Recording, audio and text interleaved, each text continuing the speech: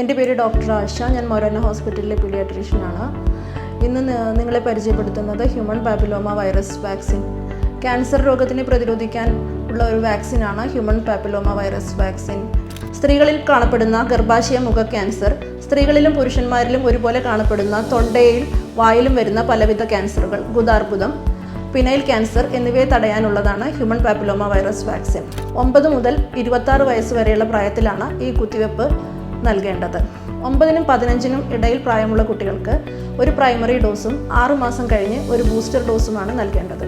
15 വയസ്സിന് ശേഷം നൽകുമ്പോൾ 1 മാസം ഇടവിട്ടുള്ള 2 പ്രൈമറി ഡോസുകളും 6 മാസത്തിന് ശേഷം ഒരു ബൂസ്റ്റർ ഡോസും നൽകേണ്ടതാണ്. 26 വയസ്സിന് ശേഷവും ഈ വാക്സിൻ എടുക്കാൻ പറ്റും. എന്നാലും ഇത് നൽകേണ്ട ഐഡിയൽ സമയം 9 വയസ്സിനും 26 വയസ്സിനും ഇടയിലുള്ള പ്രായമാണെന്ന് മാത്രം. 45 വയസ്സ് വരെയുള്ള ആൾക്കാർക്ക് ഈ വാക്സിൻ എടുക്കാവുന്നതാണ്. ഗുരുതരമായ പാർശ്വഫലങ്ങൾ ഒന്നും തന്നെയുള്ള വാക്സിൻ അല്ല ഇത്.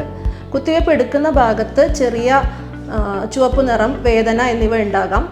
ഈസ്റ്റിന് അലർജിയുള്ള ആൾക്കാരിൽ അനാഫൈലാക്സിസ് ഉണ്ടാകാവുന്നതാണ്. അപ്പോൾ എല്ലാവരും HPV വാക്സിൻ നിർബന്ധമായും എടുക്കുക.